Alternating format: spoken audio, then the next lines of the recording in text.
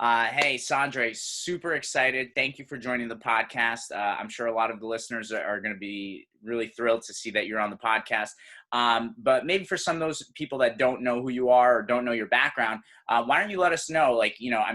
We all know your PR is 19,580. You're from Norway, but tell us what's pole vault like in Norway? How'd you get started in the event? How did you end up, going to UCLA, all that kind of stuff? Walk us through some of that. Well, first of all, thank you for having me here. I started pole vaulting when I was like 7 years old. That was like probably the first time Wow. I was touching a pole, and it's a little different than in the U.S. at least because we don't have the same like high school, college like sports system like you guys. It's more like club based. Okay. It's not like everyone like get exposed to sports like in high school where you like sign up for like different season sports and stuff like that. It's more like yeah, you just join the track club or you join the soccer club or whatnot, and then So in Norway, how does that work? Like, what's the percentage? Do a lot of kids participate in sports, or is it not yeah, that big yeah, a yeah. deal? No, I think it's just as much as in the U.S. Like, I don't think there's like a big difference, but it's just like a little bit different, like how it goes about. And but so like when I was little, I did like tons of sports, like five different sports, I think. But then my dad did track Mm-hmm. until he was like 20 something, and he did mostly hurdles. But I Okay. live like right by the track, like I can literally see Yeah. the track from where I'm living right now. So like it was very natural that I would do track, and then my father would let me try pole vaulting once, and then didn't do it too much in the beginning, and just kind of just got better at it. And I did all the events, but then as I grew a little older, I figured I was better at pole vaulting. I liked it a lot, and then yeah, just kind of went from there and started doing less of the other Yeah. stuff. I mean, obviously, I'm biased. I think pole vault is the best event, but I'm a pole vault coach, so obviously, I think that. Um, so, what is it like? What do you have for competitions in Norway? Like in America, like we were talking about, it's like once you're on a high school team, you go to high school meets. There's Yeah. states. You go to nationals. How does it work in Norway when you're part of one of these clubs? And I guess it's not affiliated with the school at all, right? It's just so you No, pick what no, club. it's just like where you live. Like depends what club you kind of start joining, and then the season is a little later than in the U.S. It's more like end of spring, more summer, Okay. and then you kind of just sign like you once you're part of the club, like you can kind of choose what meet. There's not like scoring like the club, like there's not like a scoring system like Hmm. the high school, like where you like one school wins over another stuff like that. It's Right. just it's more like individual, I guess. Yeah. Where um you still kind of go with your club and compete in different kind of meets, just like more local when you're young. And then obviously when I grew older, I started like going a little bit to Sweden, which is not too far. It's about like Mhm, a 3 hour drive to Gothenburg, I think, where they mhm. have like some big meets. And yeah, every summer there's like a few bigger meets where people from like or all all over Norway come to compete, like even like kids and stuff like that. But Okay. competition wise, I guess it's like similar to what you will have in high school. There's probably like a little less people doing like specifically pole vault. Like there Right. weren't that many That's what I people. was wondering because I feel like in America, at least at the high school level, you go Yeah, to some of the county for sure. league or state meets, you could see 40 athletes doing the pole Yeah, vault. yeah. No, definitely, definitely don't have that. I don't think I've been in a meet where there's like definitely not my age more than like maybe like three people in at least like local Okay. before I started going like to more international meets and stuff. But And then what yeah. about the bigger meets Oh, in Norway, like where you said like a oh, lot more people go? How many vaulters would you see at the meet? well, it depends. If you go like by age or like just in total, but by age, like just like say like 15-year-olds. I don't know if there's like more than five people in like each Right. kind of age group or less, depending. Yeah, and then there's like one meet in Sweden that I always went to called like World Youth Games or something kind of, Yeah. where there would be like maybe like 20 people in like each double age Right. group, so 16, 17 years old, there'd be like 20 people, but that's like the bigger ones. Right. Yeah. Because in America, it's two things, right? if you're doing it in high school, it's like there's still the team aspect. Like I know even in New Yeah. Jersey, it's like very big. Like you want to win your county meet as a team, your state sectional group, and then it doesn't get individual till you get to the ultimate state championship, really. Well, And yeah, but for me it was like, for me it's more being like kind of like a family thing, because we were like, I mean, we were part of the club, but like it wasn't like a big club. mhm, So we would kind of go to meets like just as a family, like me and my brother and my dad, who right, coached yeah, me my entire life, would just go to these meets, and then yeah, as I grew older, we would try to find some bigger meets with more competitors and stuff. So, as you started to get older, like you said, you started when you were 7, and I'm sure at that point it was just about having fun, right? Like you're trying to find something you're interested in. At Yeah, what point did you start to become more serious about the vault? Like, at what point were you like, wow, like I think I could be pretty good at this? And how high were you jumping at the time? I guess like I had like my first international like kind of big meet in 2015 called European Youth Olympics. Hmm.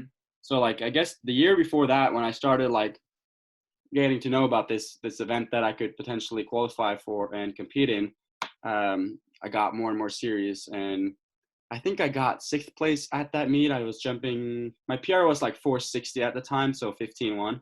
Yeah. And then I jumped like 445, so like 14-7 at that meet, and then And how uh, old were you at that point? 16. 16. Okay. Yeah, Yeah. it was U17, so like you could like the year you turned 16. Okay. Um, so then I was like, okay, I'm like pretty decent at Yeah. this, like at least in Yeah. my age Not group. not bad for a 16-year-old. Yeah. Right. So like I think I was like, yeah, I was like top 6 in Europe for my age at the time. Okay. So and then the year later, there was like a similar event for under 18, so I was 17, Okay. and and then I was ranked actually number 3 in Europe for my Mhm. age group, and then I placed 3rd at that European. It was called European Youth Championship. Okay. And what was your PR at that point? That that year I jumped 520, and then I Wow. jumped 505 in that meet. So I went Awesome. from 15-1 to 17-1. And then Just also, just for curiosity's sake, because one thing that I always, as a pole vault coach, I kind of laugh about is there's a lot of pole vault coaches, especially in America. They'll talk about like, oh, I had this boy. He came to me. He was jumping 10, 11 feet, and now he's jumping 15. And it's like, yeah, you also neglect to mention he grew 6 inches and put on 20 yeah, pounds of muscle. Like, well, it wasn't I was all definitely, technique, you know? it was like that for me too. I mean, I grew a lot during when I was like 15 to 17 years old, and then I also had like pretty like insane growth in how good I was jumping. Like I went from Yeah. 460, 520 to 540 the year after that. So like that was the time where definitely puberty hit more, and I would Yeah. Yeah. Yeah. just by like literally doing nothing.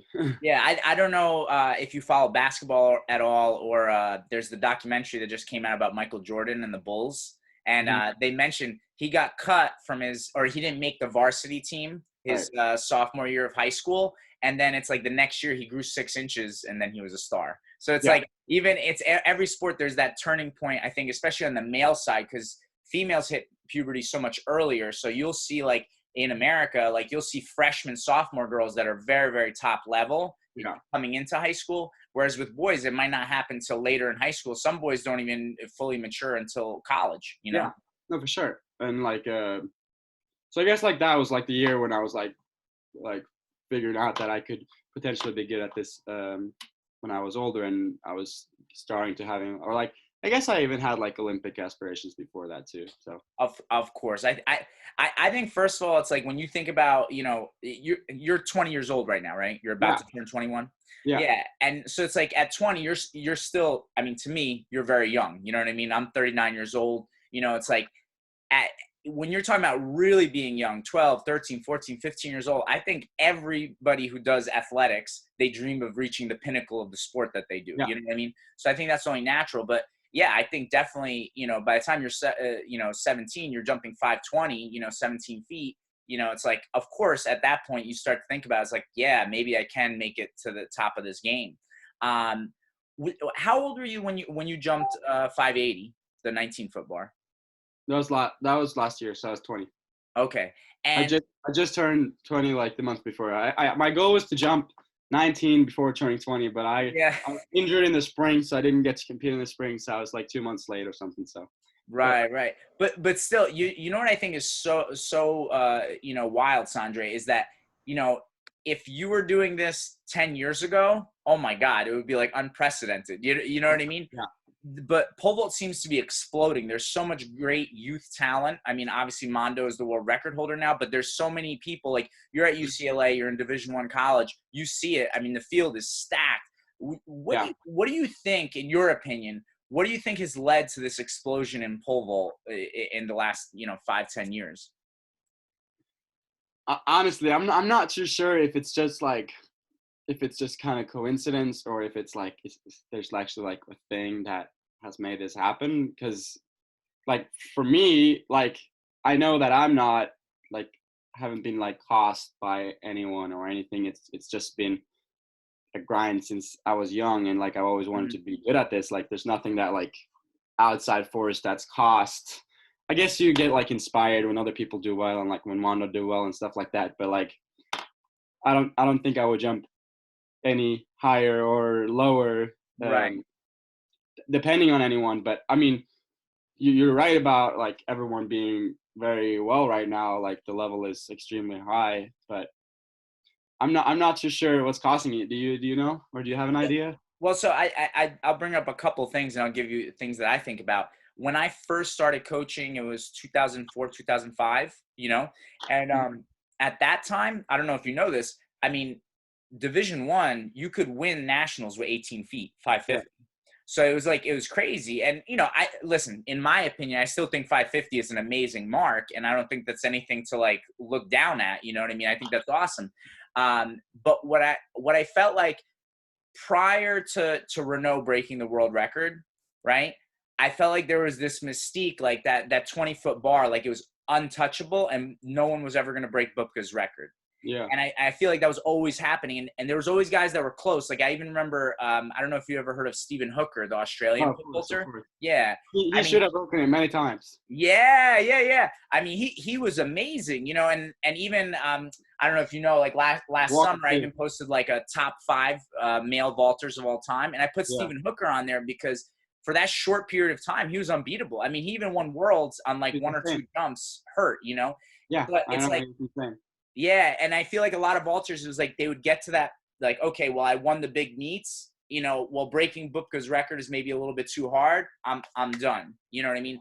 Where now, once Renault broke the world record and now Mondo's breaking it, and everybody's like, even you're an inspiration. You know what I mean? Like jumping 19 feet at such a young age, it's like people are like, oh my God, it is possible. You know, it's Yeah, like I almost think about, you know, before, you know, America went to the moon. You know what I mean? Like if you go back to that time period in space travel, it's like everybody thought that was impossible until they did it. And so I think like the four sometimes, minute mile.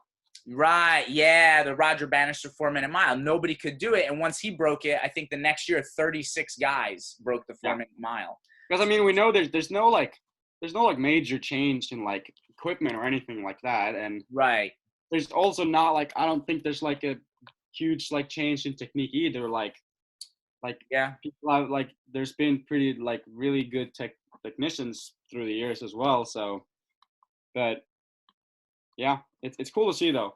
Yeah. But Well, I'm eager to see like how the college level will be like a few like when this class or like my class and maybe the class after me are graduating and see if it's like stays up like this because the the 99 is the year I'm born yeah, yeah, is like insane. yeah. Like there's not like younger or older. I guess Chris Nelson as well, but like Mhm. it's like extraordinary and there's no age that's like the same like that. No, I mean, I listen. I totally agree. I think you're in a class. It's like, again, I'll use an American example of a sport, but I think about. I think it was the 1983 quarterback class for the NFL. It was like you had all these Hall of Fame quarterbacks. Like you're never going to see that again, probably. You know. So I think it is a little bit special that like there is Yeah. the collection of guys like you that are jumping right now, and but I do think that it's going to be like our depth is always going to be much better than it has Yeah. been. I think one other thing that I think about, at least from the American standpoint, is clubs are bigger than ever, in America. I think there's so many clubs. And so people are getting, very, very good training from a young age. Whereas I think in the past, like, for example, I always heard, like in New Jersey, even if a boy jumped 14 feet, he could end up getting a D1 scholarship at certain schools, you know what I mean? And they would jump 16, 17, like within the first year. Because think about it, if you get a kid who's jumping 14 without a coach or proper coaching and maybe only 2-3 poles, what is that guy going to do when he gets equipment and he has a coach? Yeah. Right? Which, I mean, going back to your situation, did you have a pole vault coach as you were training through your youth, or was it like just your dad helping you? Like, how did that work out? My dad's been my coach forever, and he still is. Okay. So he wasn't a pole vault coach when he started coaching me, but now it'd be wrong to say he's not a pole vault coach, because he coaches me, he coached my brother, and his coach. Well, and your brother's at Princeton, right? Yeah, he jumps. He's like right beneath me at like the same age. So he's like, yeah, he's pretty good as well. I think his PR is 5:32.1. Yeah, so it's around 17.5. Yeah. So my dad's definitely a pole coach right now. But he wasn't at a time, because we started out like when I was 7. Like he didn't do too much pole when he was young. He jumped like 4 meters or something, but. So we definitely learned together and like kind of shaped each other as coaches. Like I'd say I also coached myself, and I also coached my brother together with my dad. Like it was kind of like a team effort. Yeah. Well, I think that's another thing that, and this is why I asked the question, is when I look at a lot of the successful pole vault situations, a lot of times it is kind of a family affair. You have a mom or dad that's coaching the son or daughter. And I think the reason that kind of works, and I don't know if you've noticed this, especially at the international level, but a lot of times if you get coached by your college coach or a club coach or whatever, if you make it to that international level, a lot of times the coaches can't travel with you, right? Like they don't have money to travel, or they can't stop working to go travel to these circuits, where it's like, if you have a parent that's coaching you, you're more likely to have coaching at those big meets. I mean, is that something that am I wrong for saying this, or is there something to right, that? like when you like broadly, but like for me, like it wasn't like that wasn't like a factor. I think it's more that a coach is more than just a coach. Like at least to me, like it was like, I think being good, it's like a lifestyle. It's not just what you do at practice, it's what you do after practice, preparing for practice, and just how your life goes. Like if you know the Ingebrigtsen in running, like the Ingebrigtsens, they're Norwegian, they're like mile runners, like doing well. They're all coached by their dad, and he didn't have any running background, and now they're all European champion, world medalists and stuff like that. And they always say like it's not, because people ask them about their training, and they're like, we don't train anything special. It's like the lifestyle and how dedicated they are, and how they do everything to be the best they can be on the track. So I'd say that is definitely part of it. And then my dad has also, like, he hasn't just like read a book and tried to coach. Like we have had through the years, we've visited like multiple coaches and tried to learn from everyone, and also like read a lot and go onto YouTube and try to learn from everybody. And I mean, when I was in the US, when we were there, like in 2010, like we had like a 1-day training camp with Stacy Drugila. And we went one time to Jane Johnson in Tuscadero in SoCal, and we've been in Sweden multiple times and stuff like that ever since I was like very young. So we had influence from everyone, and then we try to pick what we like, what we don't like, and just try to learn from everyone.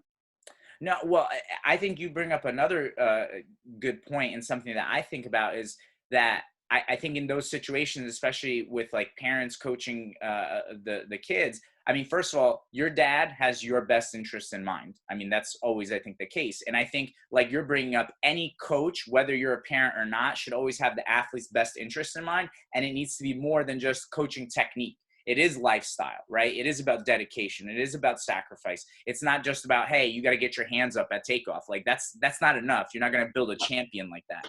And I think that when you come from outside looking in, I think you don't have any like preconceived notions about what pole vaulting is, and you're kind of more of an open book, and you're willing to learn and see, okay, what from this style works for us, and what from this style works from us, and what can we learn from this person. Yeah. Whereas I think sometimes people who have been so ingrained in pole vault their whole life, you know what I mean? They have these notions of what pole vaulting is supposed to be like before they even start coaching, and then it's like they won't change. And I think you have to kind of always have that inquisitive open-mindedness when you're working with an athlete, because let's say, for example, you know, whatever works for you maybe works for you, but there might have to be some alterations, let's say for your brother, when your dad Yeah, coaches your yeah. brother. Like for me, there's like some technical things that's like never been a problem to me that I like we never had to like struggle through. Like the thing of getting upside down. Like I know a lot of people like struggle getting upside down on the pole, and for some reason that was just something that clicked very easily for me, while Yeah. I struggle with other things.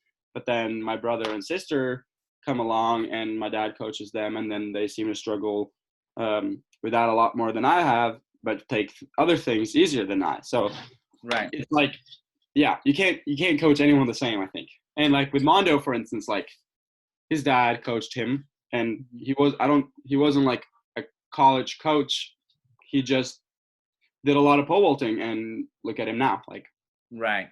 Right. No, I think, you know, there's great examples out there. I think the other thing, just thinking back to something you said prior, I love the fact that you said like not really a lot has changed with the poles. Because I feel like sometimes people want to believe that there's like a magic pole out there. Like, oh, if I get this new whatever pole, I'm going to yeah, magically PR. And I feel like a lot of people, they don't understand. It's like, you still, the athlete has to jump the bar. The pole just sits on the floor by itself if nobody picks it yeah, up. You know what I mean? Like, you have to do it, because I feel like a lot of times, you know, when certain pole manufacturers maybe change something or come out with something new, I think, you know, people think it's going to create, you know, more height. I mean, like, how did you get to that point where you don't believe that? You know what I mean? Like, was there ever a time where you did think like, oh, if I just get on this pole, like I'm going to jump higher? Like, no? I mean, the next pole is always the better one. Right. Yeah, yeah, yeah.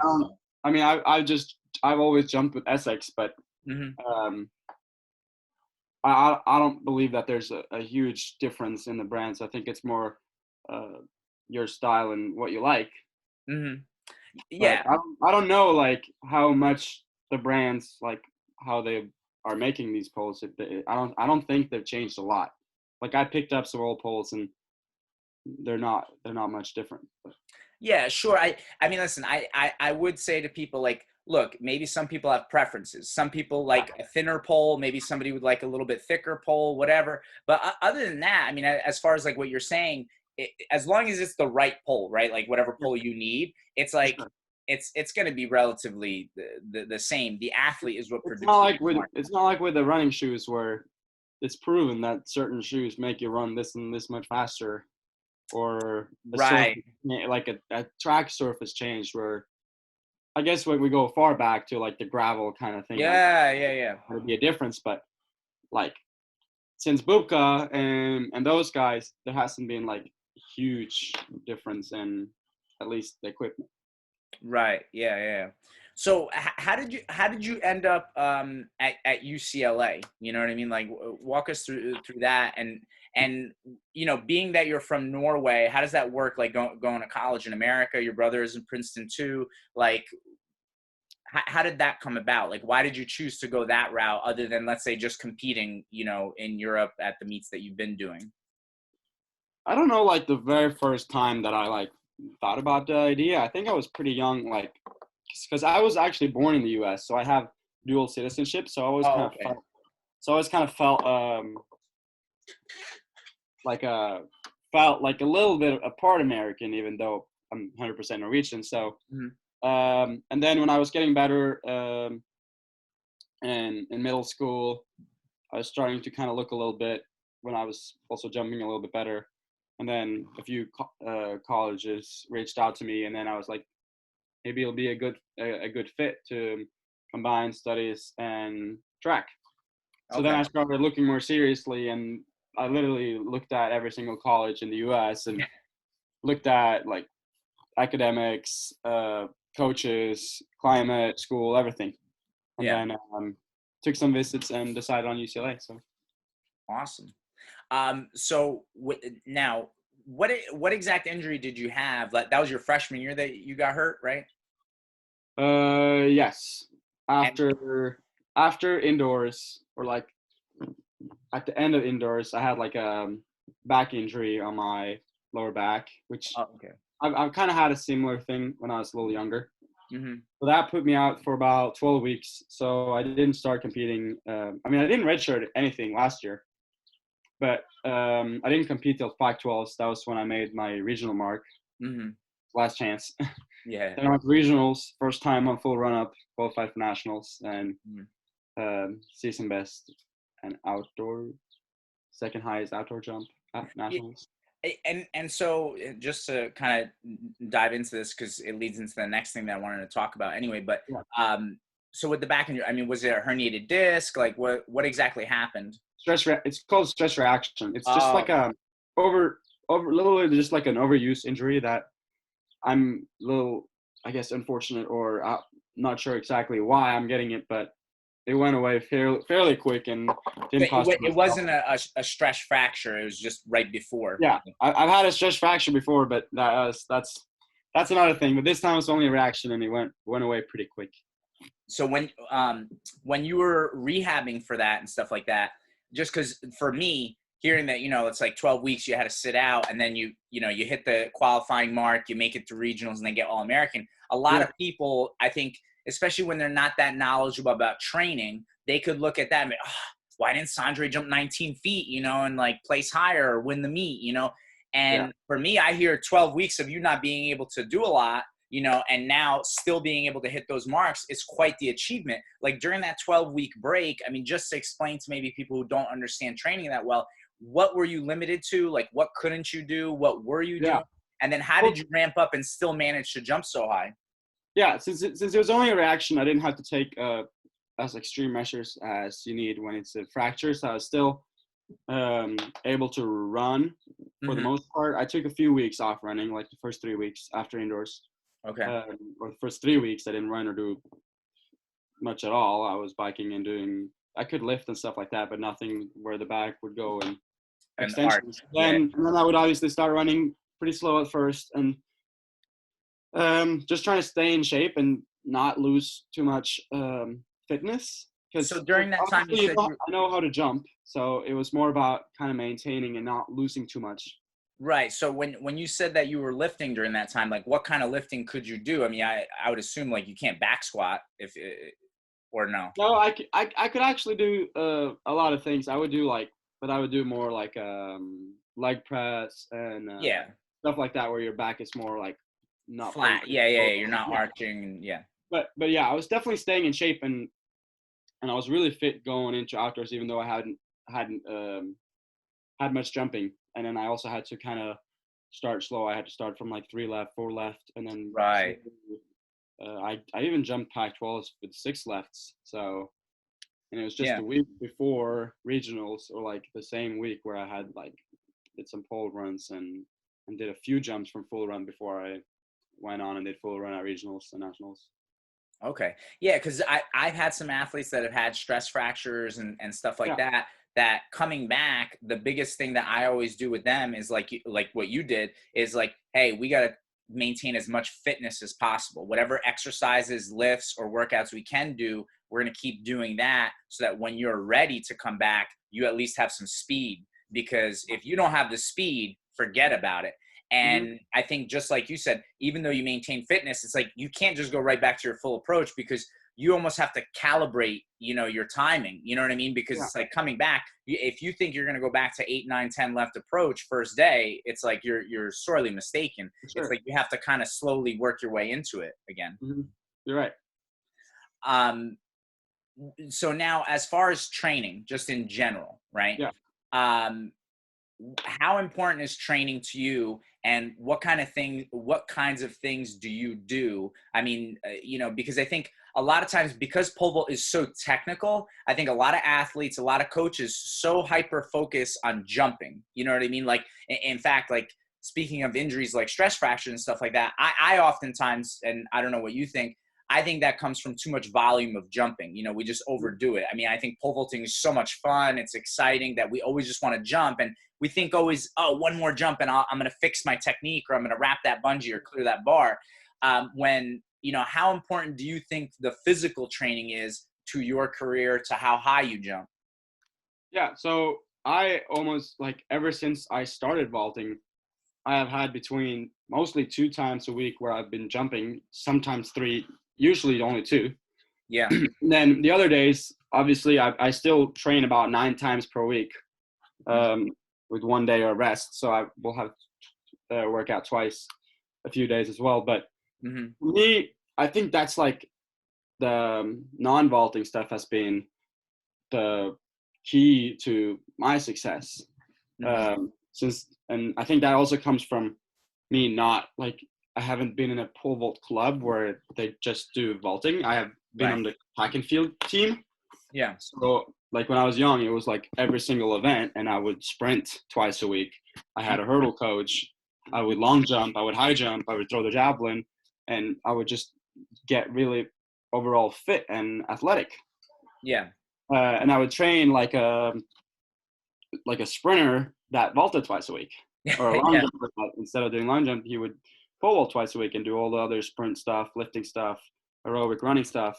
So I think that's what a lot of people maybe forget when they get to freshman year of high school and they're like, I gotta jump really high really quick, so I'm a vault 5 days a week. Yeah. And not do any of the other stuff, and then they get kind of good, they figure out the vault and they start getting better technique, but they have no idea how to run or how to jump properly. And then they'll stagnate because they don't have the, I mean, if you look at the best guys in the world, or the best college guys, all of them are really fast and really fit. And you can't get good without having that. So you think if I have a pot belly, not a good idea? not a good idea. Pole vault has got to be, it's probably one of the event where you got to be the most fit out of all of them. Yeah, I mean, I almost think about pole vaulters like UFC fighters. You know what I'm saying? It's like you got to be as fit as possible, as fast as possible, as strong as, but like, it's from a fitness standpoint or a strength and conditioning standpoint, it's like trying to figure out a puzzle, right? I think for some events or some sports, it's a little bit easier, right? Like if you're a shot putter or a football player, it's like, listen, you could put on all the weight you want, just get stronger. You know what I mean? Because you need that strength. But with pole vault, it's like, yeah, we need strength, but we can't, the power to weight ratio becomes so important. And if we go too far on one end or the other, we're going to lose something. You know, like I had a strength and conditioning coach on the podcast, and we were talking, he had a linebacker who was training, you know, for the NFL Combine, and they figured out he was at his fastest at 250 pounds body weight, right? Because at 250, he would run his fastest 40-yard dash time. If he was less than 250, he just lost too much muscle mass. He would be a little bit slower. If he was heavier than 250, like 255 plus, he'd be a little bit slower. It's just too much body fat. And so, like, they really, you know, got it dialed into that. I want to ask more about lifting, because especially, again, I think whether it's an American mindset or a pole vault mindset, but I know a lot of clubs or a lot of coaches, they're very weary of lifting for a couple things. One, I think they can just do body weight stuff, you know, and that's going to get them strong enough. Two, I think they're scared of injuries, right? And what I think is maybe amazing is, like you just said, you had that stress reaction and 12 weeks off, but you were still lifting to maintain strength and speed. But people think that, oh, if I have my athletes lift, they'll get hurt. I mean, how important is the strength work, you know, the lifting, and how do you do your lifting specifically? Like, what kind of lifts do you do? What are the sets and reps? Like, linear? What do you do? I think of lifting more as a way to not get hurt, and it's proven. I think I recently saw a study say that said, like, that you should lift to avoid injuries. Right. If you do it correctly, of course. Of course, yeah. And I was exposed to the lifting room when I was pretty young, so I developed pretty decent technique over the years. I mean, I saw your power clean. What'd you do? 275 just recently? Yeah, that was awesome. Well, I've known how to lift for a long time, so I wouldn't get hurt. But I lift for the only reason why I lift is only to get faster. Mm-hmm. Like if I get stronger but not faster, like there's no need. Right. So for me, it's only to get faster and to have enough. I guess I don't really do much upper body strength anymore. But yeah, it's literally just to get faster on the runway. So if let's say I'm a high school boy or girl and I'm listening to you and I say, okay, I want to get faster, Sondre, what do you think I should do lifting wise? Like what lower body lifts do you think are important? Yeah, the ones I do cleans. As you can see, I do them quite a lot, and then I also do snatches, which I started doing a little bit later just because it's really technical and I needed a while to learn it. For sure, I yeah. even had a lifting coach to help me with the technique because it's very technical. Yeah. So I do those for like leg power, Mm-hmm. and then I do hex bar squat, which is kind of like a quarter or a half squat. I Yeah. don't Yeah. squat a lot. I'm really bad at squatting for some reason. And I do a lot of single leg stuff. Do Mm-hmm. like single leg squat, but I also do. With the single leg squat, do you just have a vest, dumbbells, or do you put a bar under that? No. I put like 100 kilos on my back and then do like the And just for everybody to understand, 100 kilos is 220. 220. Yeah, that's a good weight. And then RDLs, deadlifts. I do all that kind of stuff, but it's only to get either to get faster or not to get hurt on the track. Right. Well, But like that's the only thing. It's not to just build mass or anything like that. It's just to get fast and try to stay healthy. no, 100%. I mean, like the way I always view it is, like you said, one, people don't realize by adding, strength and you need to, as some people need to add a little bit of muscle mass that will prevent injury, like even lower back injuries. I mean, listen, if you think your athlete is going to get hurt, like if you have a male vaulter who weighs 150 pounds and you think he is going to get hurt if he deadlifts and he's only deadlifting 300 pounds, first of all, he's not strong enough. I think he should easily be able to deadlift more than 300. But it's like if his back can't take that, how do you expect him to handle a full approach hitting a big pole? Like if a 150-pound kid ever gets on a 180, what the heck is going to happen to his back then? So it's like you're almost like putting your body under that stress to strengthen it so it can handle the stress that the event puts you through. I agree, and I think, but I also think like I've been lucky that I started pretty young. Mm-hmm. I think it's easier to. I mean, I have had my injuries too, but I do think it's easier to avoid injuries if you start younger, just because your body's more exposed to it. And like I just listened to Mondo had a podcast earlier, or like a Zoom thing, Mm-hmm. and like I think the reason why he's never been hurt is because he started when he was 4 years old, Mm-hmm. and he hasn't done a lot of lifting either, but he's like an extreme case, and it's hard for someone to look at that and just like do what he did just because they can't just go back in time and start when they're 4. Right. And listen, again, one of the things that, I think we've alluded to throughout this podcast, one, it's like, okay, a pole isn't going to make you jump 20 feet, and not for nothing, no matter how hard you train, certain people are not going to be able to jump certain heights and vice versa. There's other people that they don't have to train that hard and they'll still jump high, like I always tell people, I had a vaulter who, I mean, he pole vaulted a lot, but never really put 100% into the training aspect. And he still jumped 540, 17.8, you know what I mean? And so I think the thing is to look at the benefits. And as far as injuries go, yes, I think strength and conditioning can help prevent injuries, but that doesn't mean you'll never get injured. I think especially when you're pushing and grinding, and really trying to see how high you could jump, you always are going to end up maybe pushing the limits too far and either jump too much or lift too much or something. And then you may have to sit out a little bit and rest, and heal up. But I think strength and conditioning is such a vital, vital thing. I mean, one of the examples I always give from the club, I had this one girl, she was 5'1", 115 pounds. I mean, this girl, when she first started out, same height and weight, she was like barely jumping 9'6". she ended up deadlifting 315 and she became an 11-foot vaulter. Now, that doesn't mean everybody who deadlifts 315 at that body weight is going to jump 11. Some might jump higher, some might jump a little bit lower.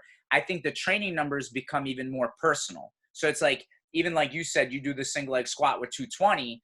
I don't want anybody to think listening to this, oh, if I do a 220 single leg squat, I'm going to jump 19 feet. That's not necessarily how it works. No, There's definitely more not. to it than that, you know?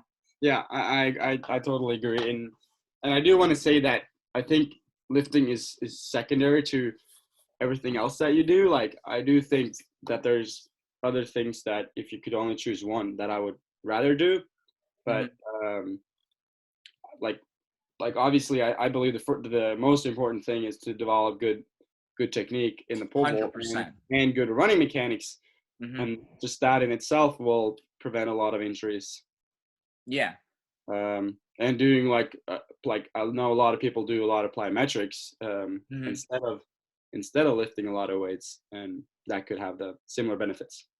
Well, yeah, I think plyos are super important. Some of the things that I think about, and like what you just said, the running form.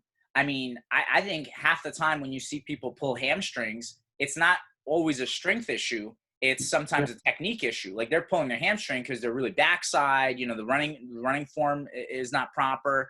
And definitely when you look in totality, I mean, there's a lot of things that you can do to benefit. I sometimes think, like, people, especially in America, they avoid lifting as if like it's the worst thing in the world. And I think it could be a very, very good tool to help people jump higher, you know? I agree. Yeah. So going forward, right? Like, you're where you're at, and hopefully, you know, everything with coronavirus goes over well. What are your goals for the next year, maybe the next even 10 years? Do you aspire to vault as long as you can?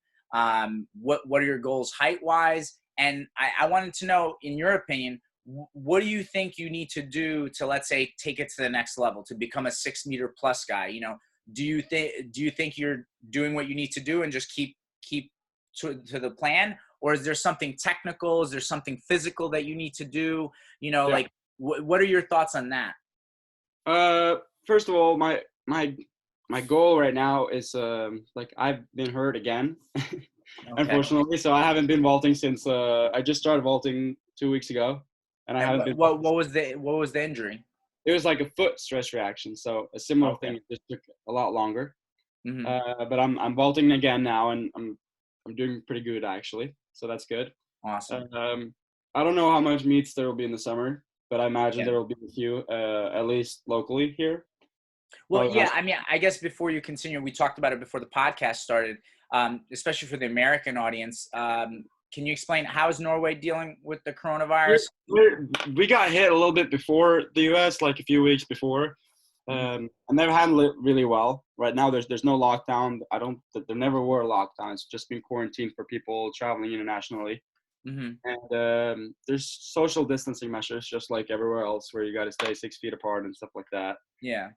You cannot be more than, I believe there's like 4 or 5 in each group. Okay. Do you have to wear masks? No. Okay. There's no stuff like that. And for me, it's pretty easy because my family is kind of my training partners. Right. Yeah. So I live with everyone I train with, so we don't really need to take any measures like that. Yeah. Yeah. So I can train 100%. I have all the access facilities that I want right now. It's good weather, so we're jumping outside and lifting in the basement. So we're pretty fortunate, and I think I'll get out of this situation better than I was before. So awesome. Goals for the summer and for next year. For the summer, I just want to get back to full run and kind of back to where I was last year, and just really work on technique and try to take one more step in my technique, just because now there's no rush. There's nothing that I need to be in a certain shape by a certain time and stuff like that. So I can just really focus on technique and have a full year to prepare for the Olympic Games, which will be my big goal for next year. Where my PR is 580 right now, 19 feet. I do want to, as you said, jump 6 meter one day, and I do think it's possible. For sure, man. So I just don't know when, but next year would be cool. But we'll see. That would be good timing. That'd be perfect timing. So I mean, I just gotta work my ass off and stay healthy. First of all, that's actually my major goal. I think if I can stay healthy an entire year Hmm. and jump every single week, twice a week for an entire year, that's when I'll see the most progress in my jumping and height. Hmm. So if I can do that, I'll be very happy. And So you said you want to work on technique. Is there anything in particular like that you want to work on, like, or is it just something more general, just clean everything up, make sure the basics are clean? yeah, there are a few things that I like seeing that I need to work on that I've done good from short run or on some days. Mhm. I don't know if I want to go like too much into detail. It's a little hard to explain on on video chat, but it's a little bit in just right after takeoff where I kind of like collapse and let my body kind of go weak instead of Yeah, you staying like sink more a little rigid. bit. Yeah. Yeah, yeah. So that's part of it. And I think that'll change other things in my vault, and I will be able to get on bigger poles and stuff like that. And just from short run right now, I have seen some improvements on that. So I hope I can carry that on to the longer run, and Awesome. it'll make me go on bigger poles. And long term, like 10 years, I definitely do want to jump as long as my body let me. If Hmm. that's 2 years or 10 years or 15 years, Yeah. we'll just have to see. But I do really like what I'm doing, and I hope I can Awesome. do it as long as possible. Yeah. So No, yeah, I think that's awesome. I think for one, I know in America, a lot of people kind of after college, regardless of how high they jump, they kind of have to stop vaulting because they have to yeah, work and it just doesn't fit in. But I think for people who can do it, I think it's awesome. I love seeing people compete as long as possible because I think any sport, but especially a technical one like the vault, I think there's so much always to learn technique wise. There's so much better you can make your body over time yeah. that's really what's going to get people to jump super, super high. I mean, even if you look historically, like someone like Tim Mack, I mean, he got Olympic gold at the age of He was like 32. 30. Yeah, Yeah, yeah. a lot of So a lot of the Americans didn't peak till their late 20 or early 30s, and I do think that pole vault is an event that takes a long time and just to develop consistency. And I think you even improve in the pole vault even after your like physique is at its peak, just because you'll improve technically, which will make you jump even higher and be more consistent. yeah. So if I can peak at 30, that'd be awesome. I just want to gradually get a little bit better each year, Hmm. and yeah, and obviously after college, I do want to go pro and compete in all the. I have competed a little bit in the Diamond Leagues last year, Hmm. and so I do want to try to make a living out of it as well. Even though I do really love it, and I would have done it regardless. But Yeah, yeah. No, I listen. I think it's awesome. Uh, so, a couple things just from what you were saying. I think one, like what you're bringing up, since we have another year till the Olympics, I always notice as a coach, it's like if you're going towards states or nationals or whatever age group you're dealing with, high school, college. A lot of times there's like that one little piece of technique that you're trying to fix and the athlete just can't get it. And it seems almost like literally the week after nationals, all of a yeah, sudden they figure it out because you don't have that like stress of the upcoming competition. And that's why I always feel like that's a good time, when you don't have anything on the schedule to yeah. fix stuff because you don't have that mental stress. I think I'm very lucky that it's next year. I mean, I would have been ready this year, but I think I'll be even more ready next year, and I'll Hmm. be even more ready the year after that, and so on. Right. Um, but yeah, one year where I don't have to worry about anything during the summer. I can just have an entire year of preparation. I think it'll be great for me, and I do think it'll be good for a lot of other people too, where they can just really just calm down and focus on training and not having to yeah Yeah, no, performing. I think especially for the younger athletes that are looking towards the Olympics, Yeah, this summer is going to be huge because I think for the people that are putting the work in, oh my goodness, like I mean, who knows? Like who knows what you jump next year? yeah. You know what I mean? As If long if, as if you as long fix as you're stuff, able to keep training and obviously have a coach around and equipment and stuff like that soon. Maybe not right now, but in a little bit where things yeah. try to calm down and things will open up, I think it's definitely time to take advantage of this summer and time ahead before the Olympics. Yeah. Well, and so I have two more things. I don't know if you have to go. Just let me know. No, you're good. But you know, you mentioned jumping at the Diamond League meets. What was your impression of, or what was your Diamond League experience? What did you think of the meets? How they were run? All that kind of stuff. Like how does that work? Like, walk us through. Let's say I was a kid in college that I just Yeah. bombed a big bar, and I'm going to go for the first time. Like, what can I expect? Yeah, my first one was the one in Oslo, so it's especially cool for me because I'm Norwegian and Yeah.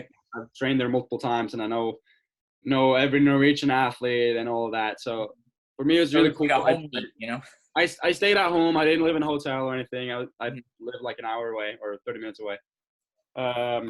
But it's really cool. It's just like a huge meet. It's really fast. It's much faster than the high school meets because it's like one day, like 3 hours or something, and everything's done. Yeah. Um, yeah, it's very inspiring to see, especially for me, like just being on the uprising. It's really cool to see everyone that I've been watching on TV for the past like 5 years. Right. Right. Um, yeah, and then getting to know the guys is cool because I've always seen them on TV and on social media, and then finally getting to meet them personally is pretty cool. Yeah. I mean, how did you handle that when you walked into the competition? Now you see like Renault is there or whoever, you know, it's like, were Yeah. you a little bit like starstruck, or were you like, no, I'm here to jump? Like, how did you handle that? Uh, I wasn't like that. I competed the year before in the European Championships, Okay. which is still a bigger deal than the Diamond Leagues Yeah, actually. of course. Euro And, Championship's and huge. at that meet, I wasn't expecting anything because I barely made the mark, and I Hmm. actually ended up making a final, and then I actually got sixth place. So, Yeah, that's awesome. so I had met all the guys once before. Okay. Um, yeah, I don't think I was very starstruck.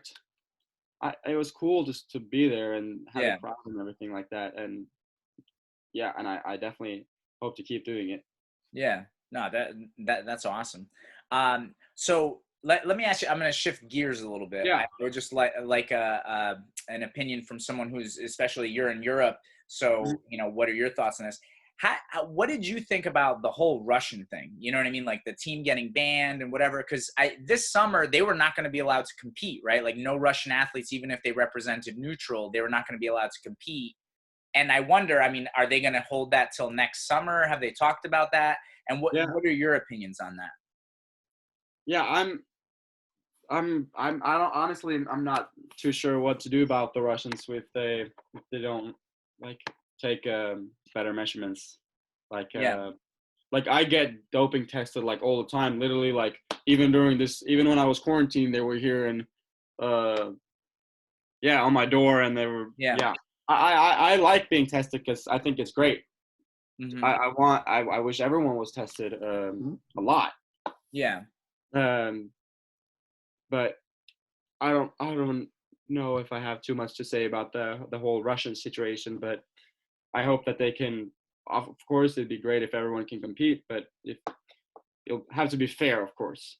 Yeah. Yeah. It's as a fan and someone outside looking in, it's just so crazy because you obviously hear so many different stories from all over the world, not Yeah. just Russia. You know what I mean? And it is kind of crazy how some people like kind of fly under the radar. Like there are the people like you who, like you're saying, you're getting tested all the time, and then there are definitely people who, either because maybe they haven't hit a high enough mark yet, or because of what country they live in, they're not getting tested as Yeah, frequently. I don't wanna hate on any country or anything like that. But Oh like yeah, yeah, yeah. since I'm like the best one in Norway, Norway's a small country, so it's not that hard being the best one. I've Right, been more on the radar and been tested since 2017 right. regularly, or Yeah, 2018, versus like college people qualifying for their first meet maybe haven't had a single test until they actually qualified, and not even then. right. Um, so I mean, it's hard to test everyone, but I think the more testing, the better, Yeah, yeah. and the more random testing and earlier testing and all that. But yeah, it's hard to do all of this, and it's expensive too. But Yeah, Yeah, I feel like that's the other thing that people don't realize. Like the testing isn't free. It's like this is definitely not. expensive, and in a sport like track, and especially an Olympic sport like track, there's so many different people that could potentially qualify for the games. You know what I mean? If in pole vault alone, I mean, like think about how many people are around that mark, and how many guys are jumping 550 who they could pop a 19-foot bar. You know what I mean? Like Yeah, it could happen, but where do you draw the line? Like, do you test the guys who jump 520? You know what I mean? It's like so it's like this becomes almost like it almost becomes impossible to see everybody get tested. It's yeah. such a But weird situation. I do think that the NCAA and the could do could do a better job testing at meets. Like I during my NCAA season, I haven't been tested once by the NCAA, and I'm qualified for the Olympics. So I do think there should be more testing in the NCAA for sure, because that's the majority of where like the people that are qualified are going to come from. Right. Yeah. And No, then I I know that once you're in the USATF, you can be randomly tested. I'm not too sure on the rules, but yeah. Well, and you know what I always think is funny to me, especially being involved in pole vault for so long, and I also like other sports, and I'm very up with what they're doing. I always find it very interesting, like track and other Olympic sports, we get smeared like, oh, we have a doping problem. You know what I mean? When it's yeah, like, wait a second, we have a doping problem? Are you telling me the whole NFL is clean? Like, yeah. it's We're crazy. just one trying to do something about it, so it's more on the radar. It's more, yeah. Exactly, exactly. It's like our stuff is like out in the open, and Mhm. meanwhile, there's a lot of other sports where it's kept under wraps. You know what I mean? And it's just like I don't think people realize, what they're watching sometimes. Like for the casual fan, it's like, man, I watch football and I love football. And listen, whatever those football players are doing, they got to do it. They're, that's that league, and that's how they function, right? But it's Yeah, like I just hate that it's like they say we have a problem when you look at a sport like that, and it's like, okay, if we have a problem, then what do you say about them? You know what I mean? Like what's going on in that sport? yeah, And especially when you find out some of the information that, I've heard things here and there, like allegedly, like, like the markers for testosterone, it's like significantly higher in the NFL. So for yeah, you to fail that test, it's like, dude, you would have failed every WADA test, before you fail the NFL yeah. one. It's so crazy, you know. So I don't know. It's just tough for me. You know what I always hate is like I just and again I don't know anybody, and I don't know what's actually going on, but like I always think it's a shame. I just as a fan I want to see the best people go against the best people. I You know. agree, and I mean even I have it like experienced like it firsthand where people that have been caught in the past and served not a long time, but they're still served a few months, have beaten me and taken my spot. But Yeah. I mean, I can't you can't do anything else than try to trust the rules and trust that they're doing their best job to keep the sport clean. Yeah, well, and like I always, in this situation, like I don't know, I'm a big fan of Sidorova, which I think her jump is beautiful, and I think if you look at her jump from beginning to end, the pole carry through the Yeah, the I turn mean, she's and push the off, best technician out there, I think, or the woman at least. yeah, very very clean. I'd love to see her compete. The other hand too, like again, going back to the WADA test. I mean, I don't know if you follow UFC at all, but one of the fighters he tested positive for something, but what it ended up, it was measured to the point of a picogram, which is such a small amount. It's like I think sometimes there's people that are getting positives in some of these tests that may have not really done anything, like and that's Maybe, also tough. maybe Well, I'm not too sure. There's a few cases that are kind of like iffy where there's like been like a cold medicine and whatnot, but yeah, you well, never know where they find like the small doses. Maybe it was yeah. months ago, but they were taking a lot and stuff like that. So Yeah, well, that's why it's all murky. You know what I mean? Because people yeah. are testing positive for a lot of different things that Mhm. even is just like over the counter stuff. You know what I Yeah. mean? That you might by And accident. I'm like everything I take, like I'm so scared. Like I check it I know. Yeah. like 5 times. I check it 5 times. My dad, even just like acne stuff, any cream, my mom will give me lotion, anything like a cold medicine, whatnot, or vitamin. Like I take vitamin D, and uh, yeah, I'm still like scared that it will be like contaminated or anything. So I think just by being extremely careful and asking good people about the product and if they're safe and whatnot. You Yeah, can no, that's limit what I'm those kind saying. of things. For a clean athlete, it's hard because you have to be super, super careful and diligent about that. And one slip up, and now all of a sudden, you have a bad name. You know what I mean? And unlike a lot of other sports that are more popular, like an NFL or UFC or whatever, it's like in track, I feel like right away people are like, oh, he's a doper. And it's like, man, he might have taken it. Like, what if you took an over-the-counter vitamin D supplement that was tainted, and now it's like you didn't do anything wrong? You know what I mean? Yeah. So But it's it's gonna be just hard crazy. regardless. To Yeah. yeah. Um, let's switch gears one more time. Like we just talked about Sidorova, you agreed, you think that she's got some of the best technique on the women's side. Who do you look at on the men's side and say, wow, like that's a jump to emulate? Like if let's say, like, you know what, let's say if I was like Sondre, for the next year, you got to run apex vaulting, you got to coach everybody. Who are you going to try to make their jump look like? What if you could, you know what I mean? Like what would be the jump? I don't think I try to make any of their jumps look like anybody's, because I think everyone has different jumps. Like even me and my brother, who's coached by the same person, have very different jumps, and Yeah. some things that work for me doesn't work for him. But I mean, I try to take a little bit of things from everyone. Like right now, I'm trying to do something with my left arm that I really like on Mondo. Okay. Then I'm not going to try to take off under like he does. I'm Mhm. still going to be out, just like Renault and Timur and other Yeah. people. So like I like taking things from different guys. Hmm. And I also tuck a little bit, which people haven't, but I still really like Bubka's jump. So I try to take things from here and there, and try to kind of get my own style. Um, yeah, but I don't know if there's one person on the men's side That stands out. that stands out, but I mean, I think Mondo does a lot I, of a I, lot of I good almost things. feel like you should do like a Frankenstein post where you cut up the favorite parts of each vaulter and just Yeah, post it in one picture. and make a vault. Yeah. I'll do Sam Kendricks's bar like on top of the Clearance. Yeah. bar and closer to pole, and I'll take maybe Bubka's takeoff with Mondo's left arm, Kendrick's swing. Yeah.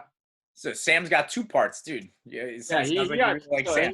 he's good. He's good though. So Yeah, no, I agree. I think definitely there's a lot of stuff that I like on Sam.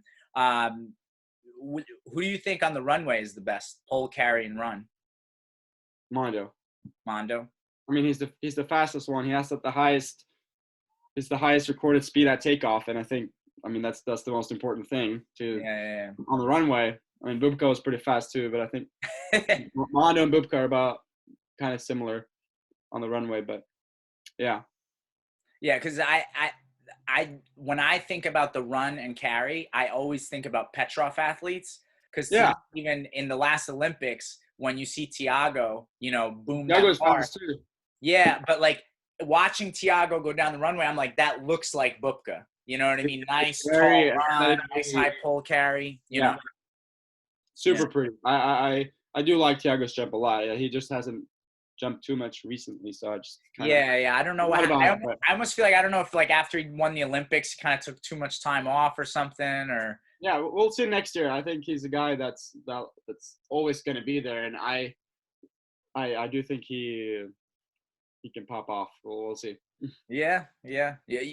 It's always interesting those Olympic years. You never know who's gonna show up. Like I even remember I forget now what year it was. Maybe it was 2008, but it was like Bjorn Otto. Almost it seemed like came out of nowhere, and all of a sudden jumped 6 meters. I think he got silver at the Olympics, and beautiful jump. It's like I would have never even like thought about him prior. You know what I mean? So those Olympic years is always interesting. Like, who would have thought Tiago would have jumped 603 at the last Olympics?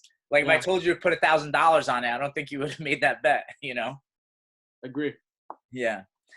Hey, this has been super awesome. Is there anything else that you wanted to talk about or bring up?